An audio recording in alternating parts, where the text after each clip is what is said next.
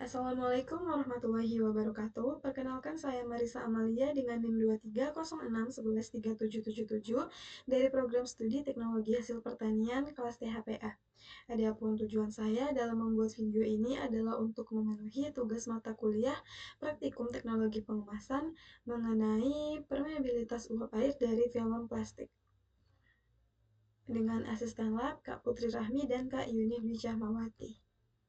Oke, jadi yang dimaksud dengan permeabilitas uap air adalah kemampuan suatu film plastik untuk memungkinkan uap air melewati material tersebut. Nah, sifat ini sangat penting dalam aplikasi film plastik karena dapat memengaruhi kemampuan kemasan dalam mengendalikan kelembapan di dalam produk yang dikemas. Jika permeabilitas uap air tinggi, maka uap air akan lebih mudah menembus film, sehingga produk bisa menjadi lembab. Nah, kondisi ini dapat mempercepat kerusakan, penurunan mutu, dan memperpendek umur simpan produk. Sebaliknya, apabila permeabilitas uap air yang rendah akan dapat membantu menjaga kestabilan kelembapan sehingga produk tetap kering dan lebih awet lama. Nah, konsep dasar dari permeabilitas uap air. Permeabilitas uap air ini memungkinkan uap air melewati material melalui proses difusi dari sisi lembab ke sisi yang kering. Molekul air dapat berinteraksi dengan rantai polimer, terutama jika bersifat hidrofilik, sehingga sifat kimia dan struktur film sangat memengaruhi permeabilitas. Nah, ada beberapa faktor utama yang dapat memengaruhi dari permeabilitas uap air. Yang pertama ada jenis polimer. Polimer yang bersifat hidrofilik lebih permeabel dibandingkan polimer yang bersifat hidrofobik. Selanjutnya ada ketebalan film. Nah, semakin tebal film, maka laju difusi cenderung menurun. Yang ketiga ada kondisi lingkungan, di mana suhu dan kelembapan yang tinggi dapat meningkatkan permeabilitas, serta aditif seperti plastisir yang dapat meningkatkan permeabilitas dan filler yang dapat menurunkan permeabilitas. Nah, jenis plastik dan permeabilitasnya. Jenis film plastik menunjukkan karakter permeabilitas uap air atau biasa juga disebut dengan water vapor permeability yang berbeda tergantung pada struktur dan sifat kimianya. Plastik sintetik seperti PE, PP, dan PET memiliki permeabilitas yang lebih rendah karena bersifat hidrofobik dan strukturnya rapat atau kristalin dengan PET sebagai penghalang uap air yang paling efektif. Nah, sebaliknya film biodegradable seperti kitosan dan edible film berbasis pati cenderung memiliki permeabilitas yang tinggi karena bersifat hidrofilik dan memiliki struktur yang poros.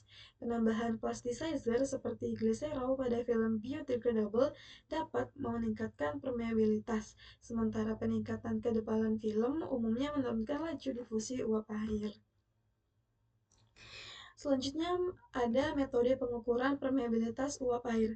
Nah, metode pengukuran permeabilitas uap air yang umum digunakan di laboratorium itu mengacu pada ASTM E96, terutama melalui metode gravimetri atau biasa juga dikenal dengan cup method.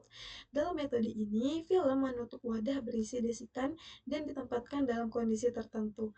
Penambahan berat cup menunjukkan jumlah uap air yang melewati film, lalu dihitung sebagai WPTR dengan satuan gram per meter kubik kali hari. Metode ini sederhana, terstandarisasi, dan tersedia dalam variasi dry cup dan wet cup. Selain itu, metode instrumen otomatis dengan sensor elektronik seperti inframerah juga digunakan untuk mengukur transmisi uap air secara real-time dengan hasil yang cepat dan akurat. Faktor yang memengaruhi pengukuran meliputi gradien kelembapan, suhu, ketebalan, dan struktur film. Nah, aplikasi dan implikasi dalam industri.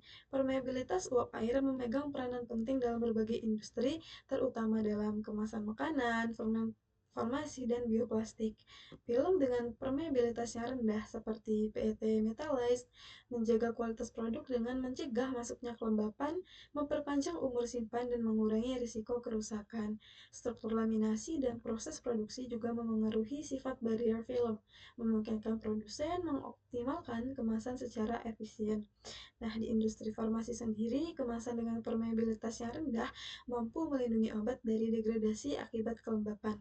Sementara itu, pengembangan film biodegradable dengan permeabilitas yang sesuai mendukung keberlanjutan tanpa mengorbankan fungsi protektif kemasan.